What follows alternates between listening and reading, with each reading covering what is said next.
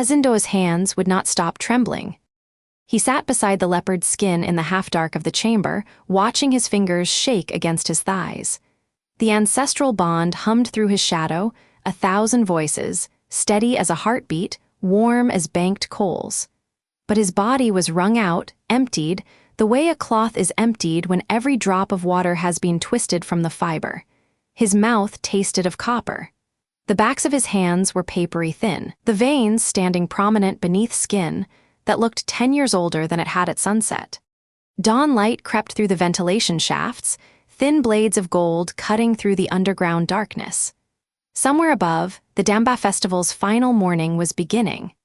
He could hear the distant thump of drums, the murmur of crowds, the metallic clatter of cooking pots as Ironhaven prepared the communal feast that would close the celebration. The smell of shea butter frying reached him through the stone, warm, nutty, so ordinary it made his chest ache. The others were scattered through the chamber's shadows.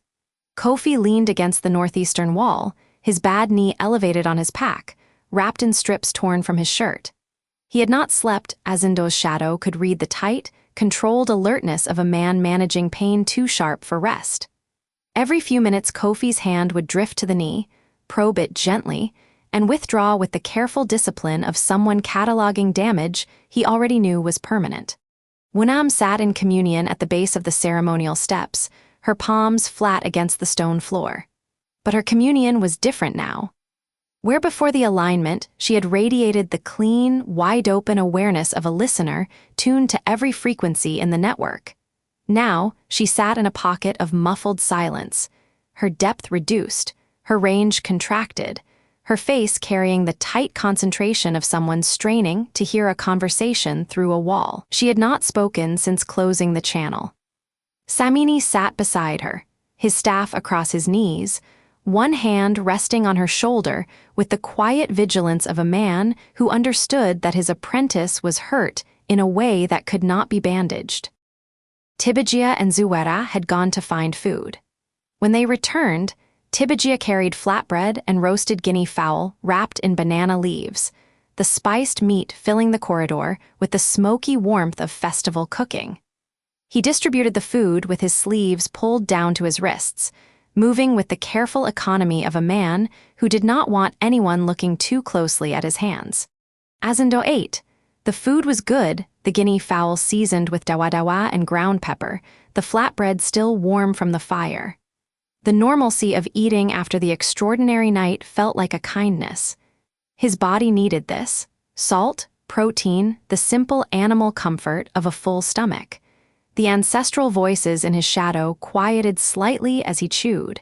Even 1,000 chiefs understood the necessity of breakfast. The first footsteps on the ceremonial stairs came an hour after dawn. Azindo's shadow stirred before the sound reached his ears.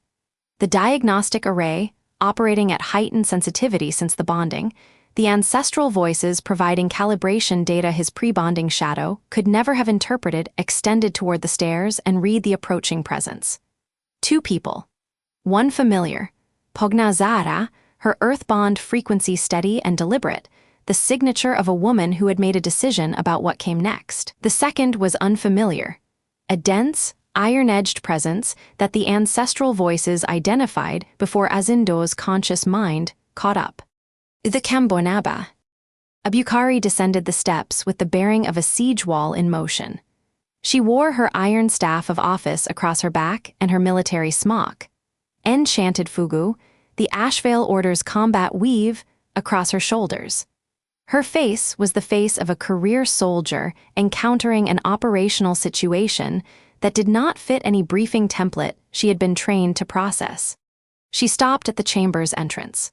Her gaze swept the room, the dais, the leopard skin glowing with the clean amber of a legitimate bond, the exile sitting beside it with white hair and a shadow that no longer behaved like any shadow binding in the Ashvale Order's records, the scattered, exhausted strangers, the inert obsidian fragments littering the floor like spent ammunition.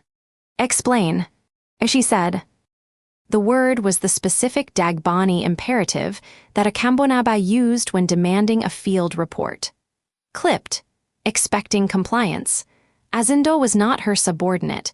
He was an exile who had become something no military protocol could classify.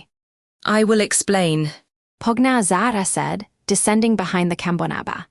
She had changed into formal dress, the earth-bonded ceremonial smock, the triple-line seal embroidered at the collar in thread so fine it was nearly invisible. Her bearing was different from the controlled authority Azindo had seen in the cave.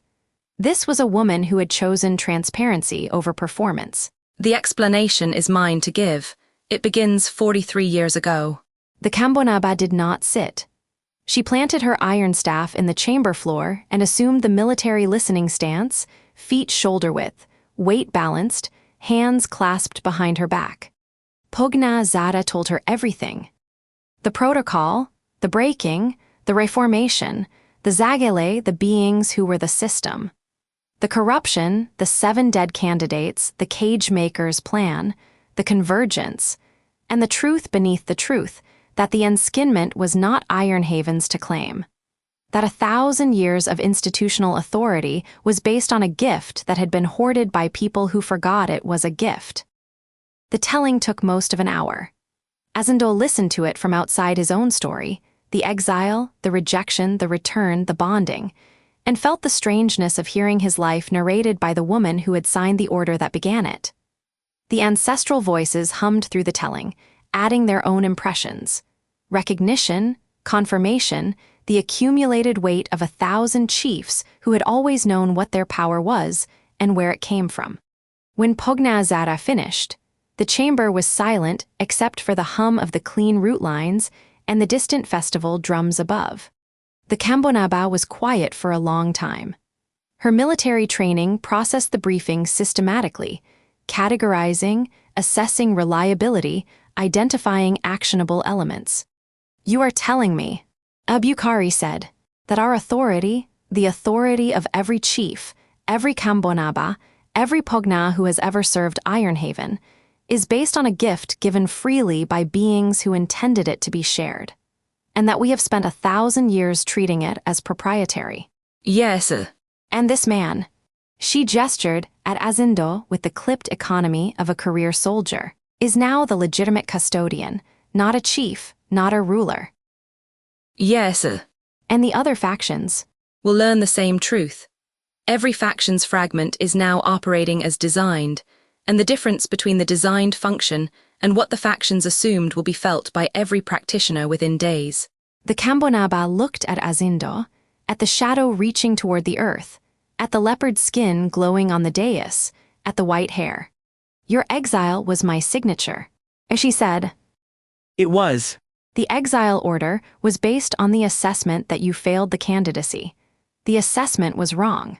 The assessment was based on a misunderstanding of what the candidacy was for.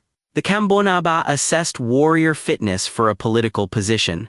The system assessed custodial compatibility for a maintenance function, different criteria.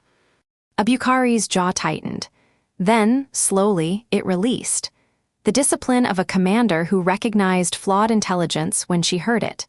Then we need to talk, not as commander and exile, as representatives of an authority that has been operating on incorrect intelligence for 1,000 years. But she was not finished. She turned from Azindo and addressed the room, all of them, every exhausted body in the chamber. "You should know that Ironhaven is not the only faction that felt last night.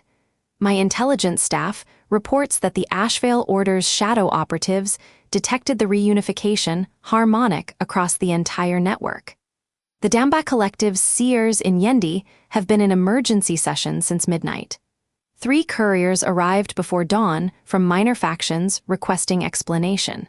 She paused. "The Western chieftaincies have mobilized a diplomatic delegation. They departed at first light. They will be here within 2 days." The weight of this settled through the chamber, like stone dust. Not everyone will accept the new truth. Abukari continued. The Ashvale Order has built its entire hierarchy on shadow-binding supremacy. The Damba Collective derives its political leverage from controlling alignment interpretation. The minor factions exist precisely because the fragmented system allows them to claim independent legitimacy. A reunified system threatens every power structure that the fragmentation created. Including yours. Kofi said from his position against the wall. His voice was thin with pain, but precise. The Kambonaba exists to enforce Ironhaven's claim on the Enskinment.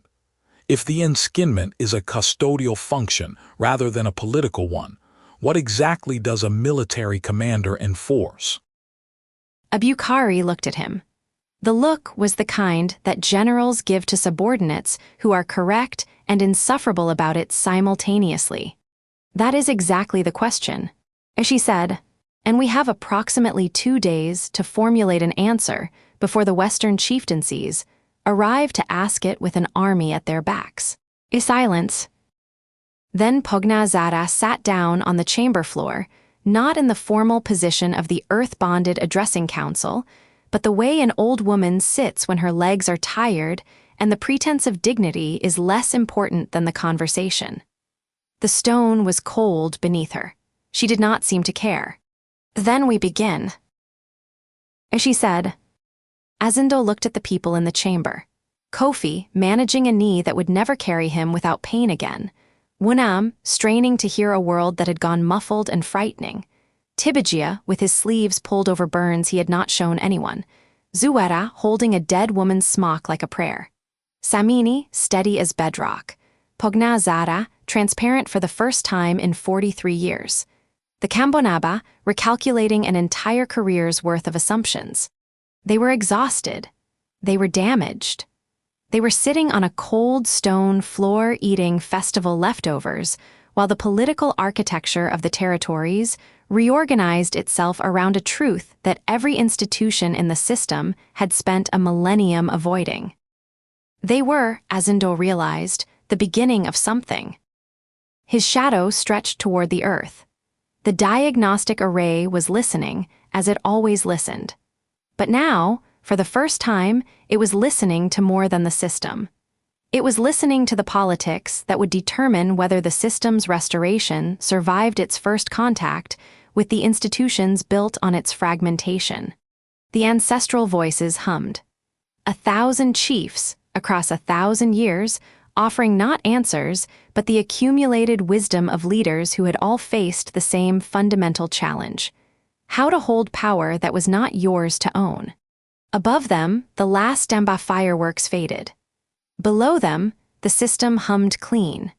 And in a chamber surrounded by the fragments of the old world's broken ambition, the conversation that would build the new one began with flatbread, guinea fowl, and the honest exhaustion of people who had paid for their victory in their own flesh.